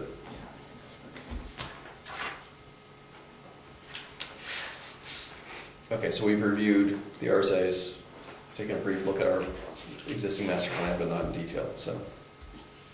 And I would reiterate, if people have not read through the master plan, it is on the website to read it, and I guess in the next meeting, just, I guess, bring your thoughts, I guess. It's going to be on next agenda. I would assume so. And if anyone has thoughts about what next steps we ought to take, how to get more public, more public signed up, be helpful. So, okay, you ready to move on from master plan? Question. Final thoughts? I was just going to say, at our next meeting, perhaps moving the process forward, there might be a discussion about this group's structuring, whether this is going to be a committee or not, or how that's going to take form so that we can begin the process. Yep. Okay, on the agenda, item B under old business, consideration of organizations providing notification of RSA revisions that apply to planning. You have an update for us? Yes. Spent 4 hours today reviewing all 2014 legislative changes that affect the 2015 edition of our New Hampshire Planning and Land Use Regulation. In the book, you'll notice on sections affected by 2014 legislation, there's a list of legislative changes. But it was very difficult to find anybody. I thought that there already must be an exact listing of the changes in a very clear manner. There doesn't seem to be. So I began a process. Pass that around.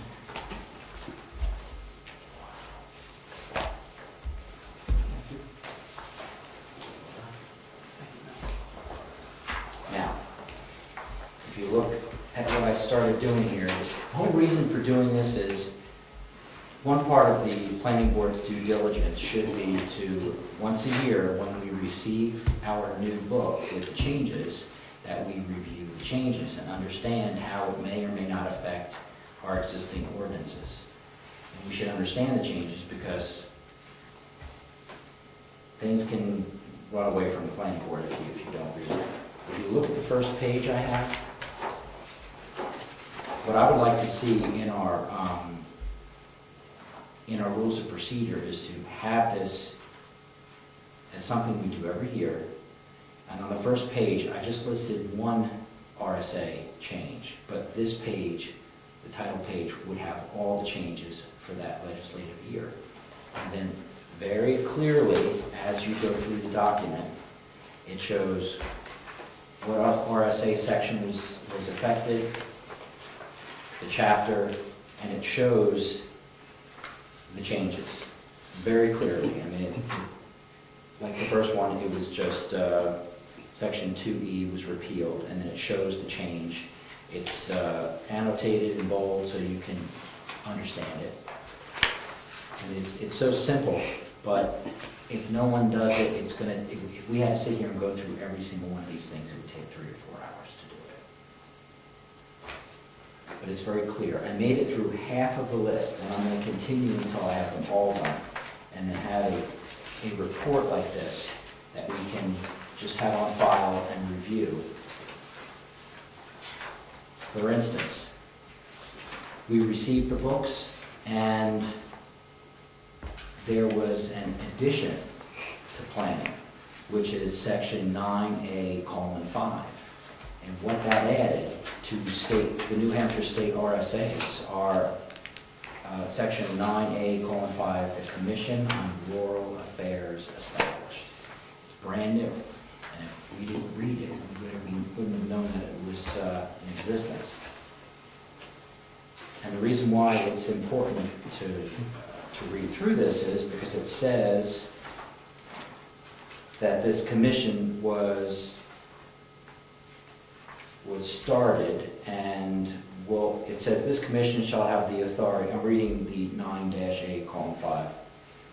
The commission shall have the authority to accept and expend funds from any public or private source, including private gifts, grants, and donations. The Commission shall study and recommend actions to expand economic and social opportunities for rural communities and residents. And what I discovered, this looked very familiar to me. In your packet, I also added the Executive Order 13575, which established the federal government's establishment of the White House Rural Council. And if you read through this federal executive order, you will notice it's basically the same thing.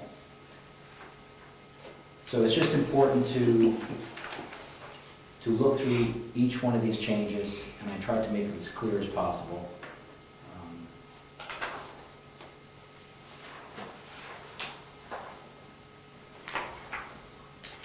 Now, does everyone like this format?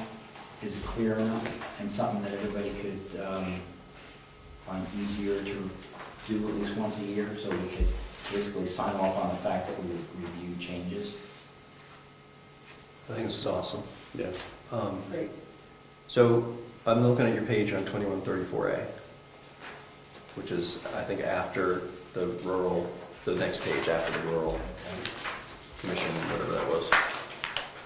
And 2134. you have the change from, change to. Yes.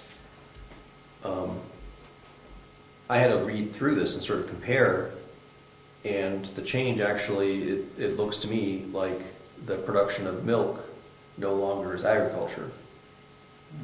Right? So this is good because it put it on one page where, you know, you had 2 different books you had to go to probably, right? And or yes. At least, right, to pull this text together onto one page.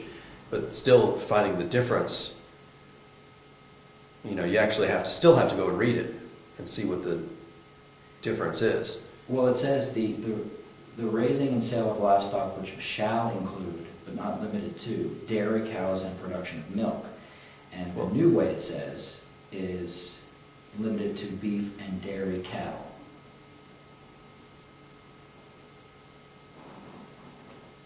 So I'm looking at 2134A, I mean, it's a page and a half. I'm not seeing where production of milk is picked up somewhere else in 2134A, right? Yeah, that's why I listed, that's from the old book. Right, exactly, right? But I'm just looking at the new book, and has the new text, the change to text is in there.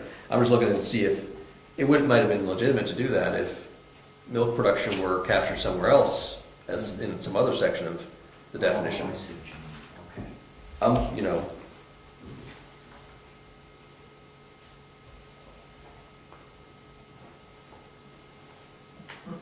Maybe they're assuming if you have dairy cattle, you're producing milk. Do you see the reason why it should be reviewed? Definitely.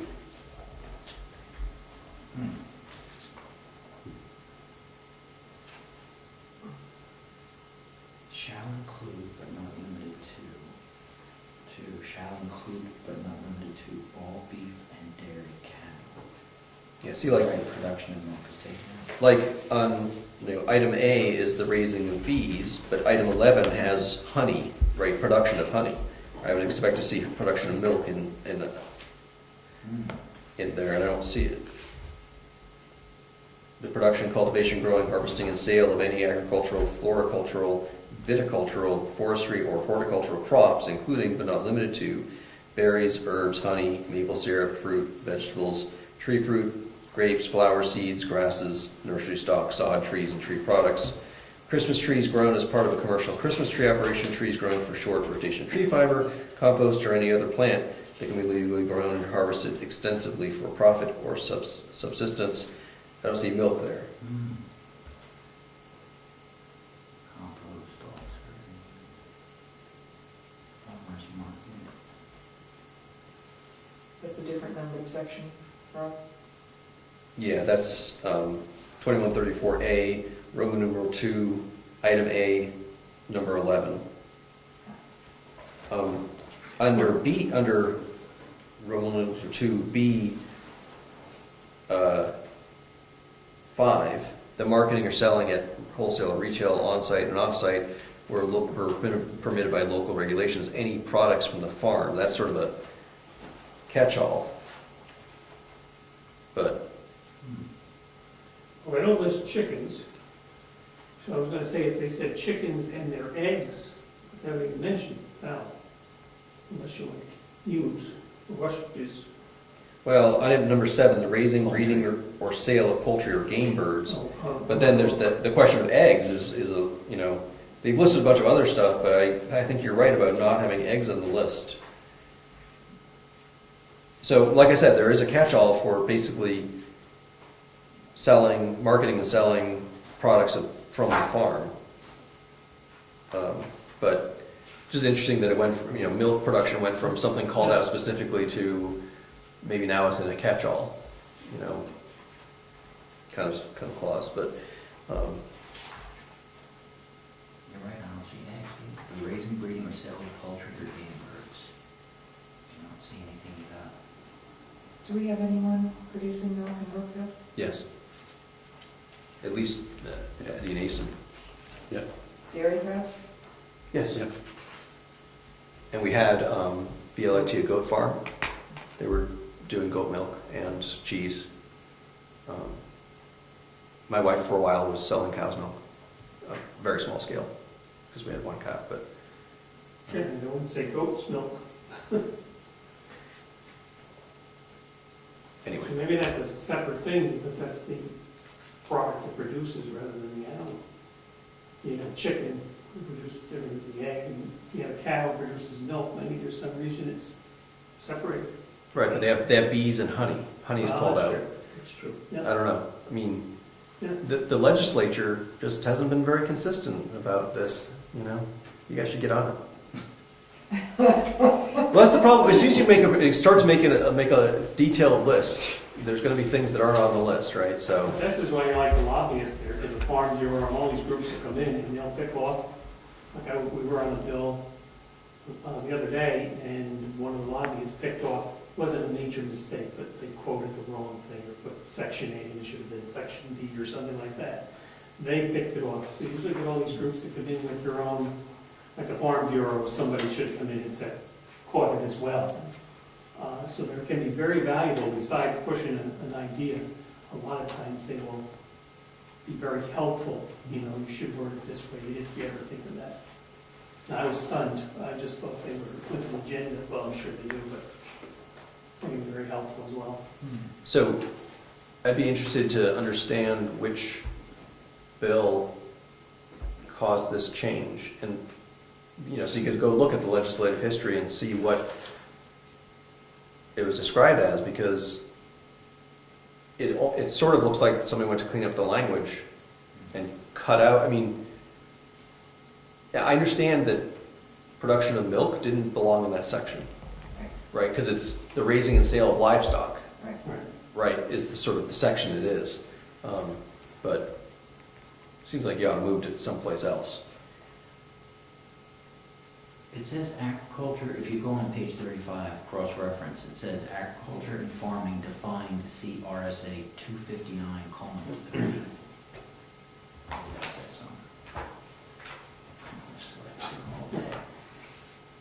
I tell you to do this on purpose, so you can't follow. Makes you not want to do any laws, and it's just, If you guys would repeal some, instead of just passing more, you'd have a thinner book. So it's not in our book. 259, it's not there. So rather than the detail, was there anything in the review that you've done so far, Ed, that jumped out at you as perhaps needing our attention in town here? My first effort was to compile the information. Okay. And I tried to make it as simple as possible so I could bring that to the planning board, or that rules of procedure would be that this gets brought to the planning board, and then as a board, they could review it and flag if they see anything. Because most of the changes, I didn't see anything jumping out that would affect us, except for like section, I should put page numbers on here, but it's section 40:13 to A and B. They added for a budget submission date, provided, however, that a petition article proposes a bond, stuff like that may affect, what we do. Not our ordinances, but it would affect a process. Because now the date's changed, so we would need to know that. And I don't know how this fits into our rules of procedure. Our rules of procedure may say on preceding Tuesday, and this says it was changed to Friday, so we have to look at that.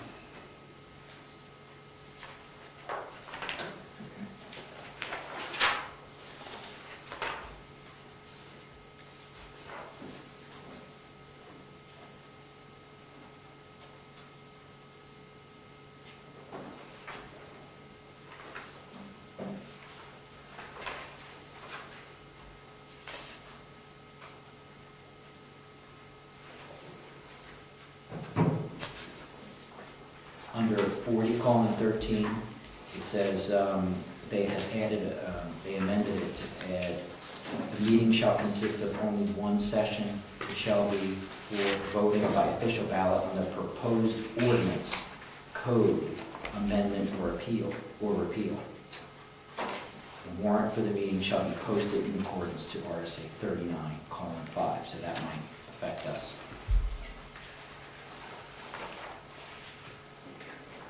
So what I'll do is I'll add the numbers to this also so you can reference it in the meeting. This is good, Ed. It's just, really good. Do we have a clean energy district in this town? I don't think we've established that, right? No. Okay. A lot of this was affecting that chapter. We prefer dirty energy. Okay, for instance, chapter 155A, there was an addition to changing changing national electrical code from 2011 to 2014.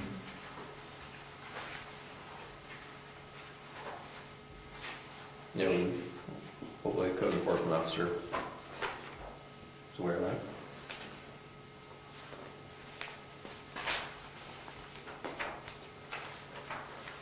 But if this is just done once a year, on a yearly basis, and then the planning board comes by and reviews, I had to make it this simple for myself, which I think would help future generations to We follow. used- we used to get some of that stuff with these books that they used to send, when we no longer subscribe to it, where they would send us the updates, legislative updates. They were expensive, and was it worth the money when a lot of this stuff is online, so, and they were rarely used, so we discontinued a couple of years subscribing to these being sent. The subscription gave you a listing of exactly what changes were made?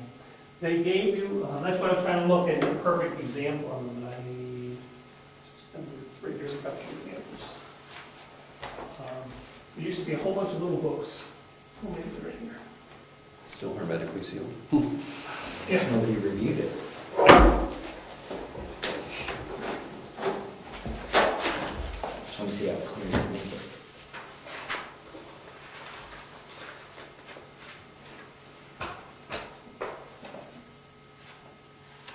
And how much they go into next.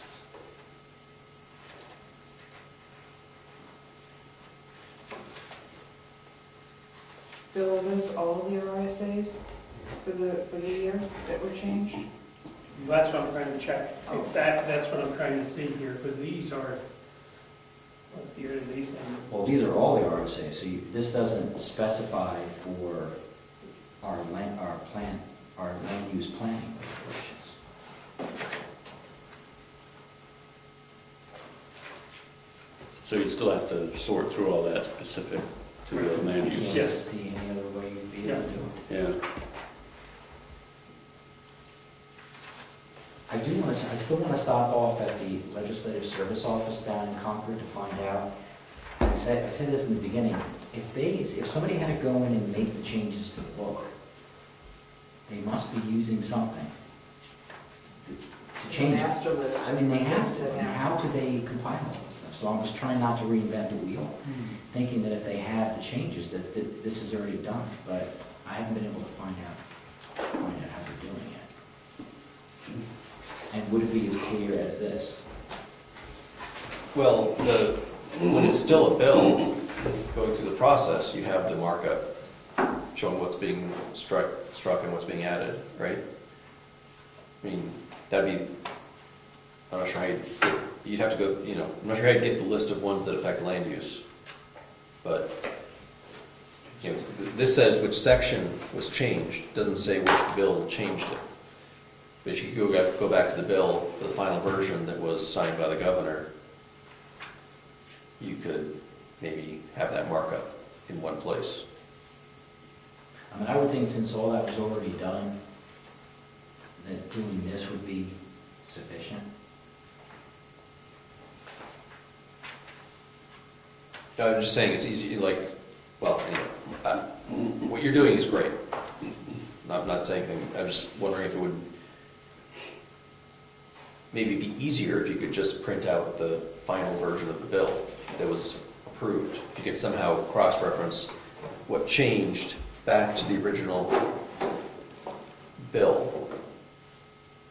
So you're saying on each change, cite the RSA that affected that change?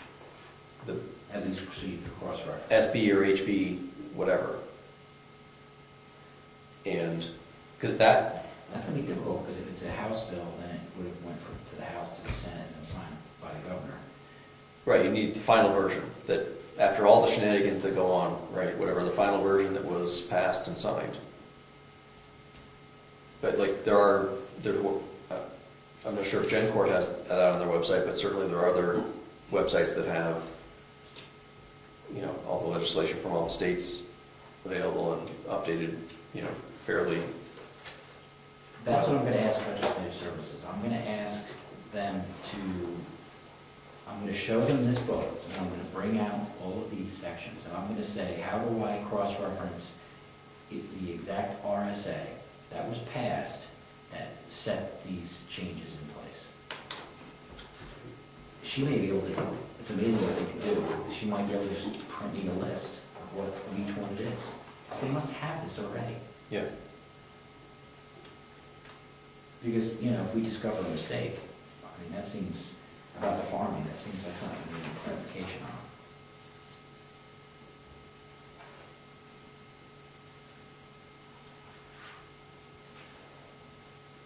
you noticed in the back, there's actually a table listing all of the changes that, and this is what Bill had just given us.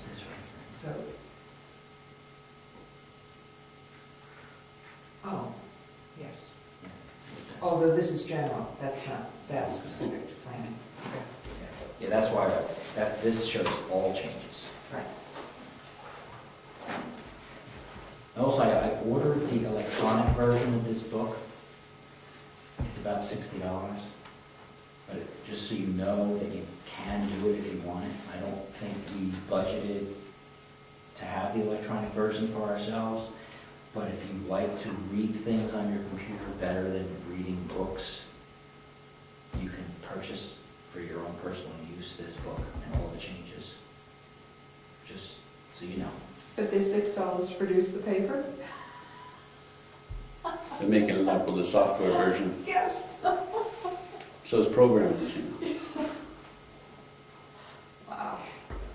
See, So all the RSAs are online for free at the GenCourt website, but you don't have the annotations and when the related to court cases and things like that. the way I cross-referenced is I went online and I looked up RSA 4C:6 and then pasted it in here and looked in the other book to see what the changes were, or looked at the little annotation they have on what was changed in 2014 and then put that annotation in here and then highlighted the change. I don't see why they're not doing this already. What I would like to do is, what are the other planning boards doing? Like, what is Wakefield doing? What is Wolfboro doing? They have, I don't know if Wakefield has a planning department. I'm sure Wolfboro has a planning department where they hire somebody to do this. Maybe somebody's already putting this stuff together. And if they are, then maybe they'll share it.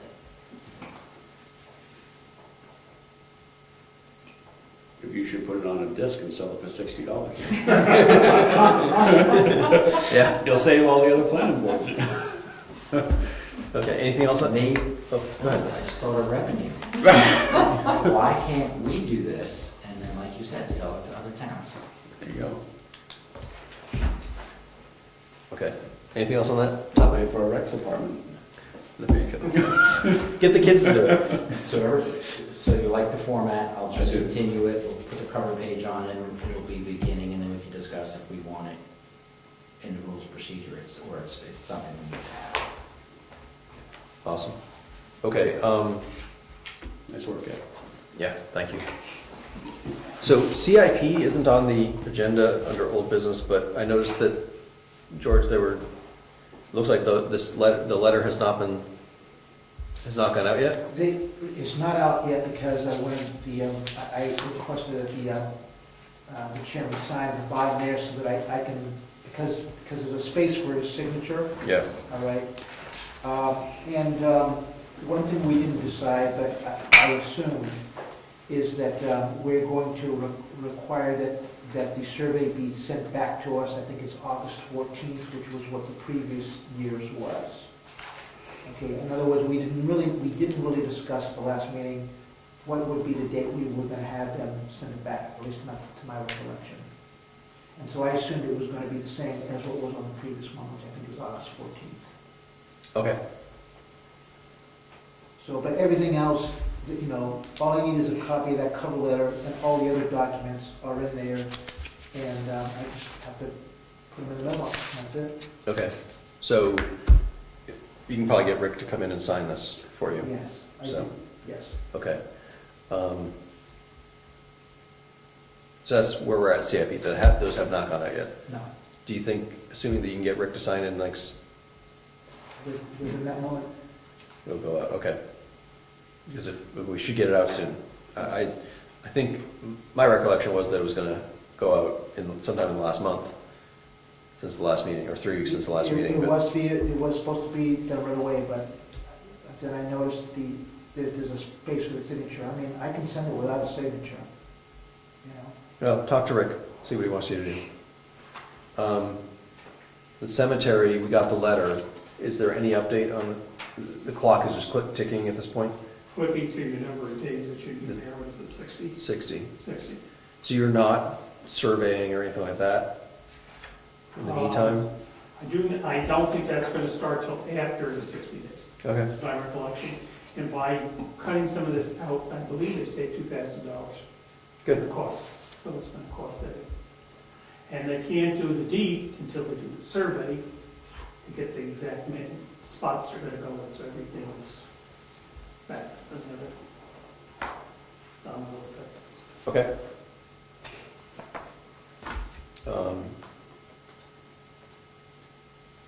Is there anything, any other old business? Okay, public comment? Ed? Mr. Acting Chairman, we need to go back to the Stratford Regional Planning Commission. Thank you. Thank you. So we do have old, is this new business, old business? So, we have an invoice for $825.46. It seems like we have a couple possible courses of action. One would be to pay it. One would be to not pay it and send nothing back. And one would be to not pay it and send it back saying that we're not going to pay it. I would entertain a motion. Ed? Well, I just want to discuss the process. I think we should just be consistent. If we decide not to pay dues, it does not mean, again, that we are not part of the Stratford Regional Planning Commission, because by statute, we are supposed to be. So I think we should stay consistent and respectfully say it's just an unofficial document that has basically just solidifies the vote that was taken to pay it or not to pay it. So I think we should stay consistent, that's all. That's my comment. Would you like to make that as a motion? Sure, I move that we do not pay the actual dues, but we sign the document that asks for, sign the invoice and send that back to Stratford Regional. Do I have a second? No question. I need a second. I'll second. Thank you. Or the motion dies, but we've got a second. Discussion. Did we sign this letter in years past, like last year, did we sign this letter? Yes. Okay. Then I would agree that we should be consistent. Since we're still under discussion, did we ever pay dues in the past? Yes, absolutely. We did, For many years. for many years. Have we received any services that money would pay for? I can answer if you like. Please. One of the things that we received was the service of the maps that were on display. As a matter of fact, the map that's at the back of the zoning ordinance is provided by them as a service. So I'm not saying that pays for that service, but that is a service that they have provided. Yeah. And to add to that, they also have community contracts too, so if we do need services at any time or any type of, any services that they can be contracted separately. I mean, I don't really recall us using them in recent past for anything, but if we needed to, they're available for that. Yes. But related to that, the RSAs do require them to help the communities. It's not clear in the RSAs, as far as I recall, that they only do that for dues-paying communities. So I think that if we have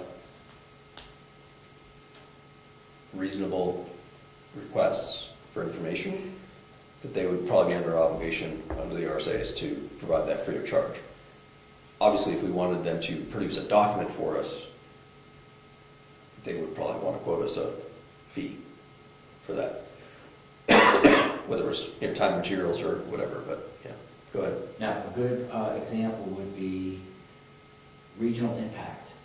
the RSAs state that if there is, if something that we do affects everyone regionally, then that they're already triggered to create a regional impact statement for that change. So that's not something we pay for, that's something that is part of their responsibility to do. Right. And the state is supposed to provide enough funding to cover that, the execution of that responsibility. Correct. Any more discussion? Is everyone clear on what the motion is? To not pay the invoice and to return the signed letter saying we're not paying the invoice? Yes? Okay. All in favor, say aye. Aye. Opposed? Abstentions? The motion passes. Whose signature does it have? It just asks for a signature. I would ask George to just send this back to them. Reflecting, I think you can go ahead and sign that for the planning board and answer any questions they've got. Just reflect, you're just going based on the motion that we just did. Thank you. Anything else I forgot? Okay, so we had public comment number 2, member comments. Ed, you usually have something. Not this time. I could talk for another 3 hours if you'd like. Trying to learn.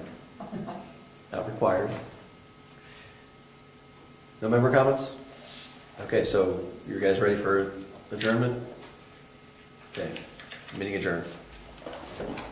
Yeah, thinking of the roadblocks put on that campground or the King of the Lake, the resort. Yeah. Were definitely things that they came up with to make it more difficult for them to do it. Yeah. But I don't remember the exact things, but yeah, they were coming up with, had some advice from the charity, I think, and a few other things.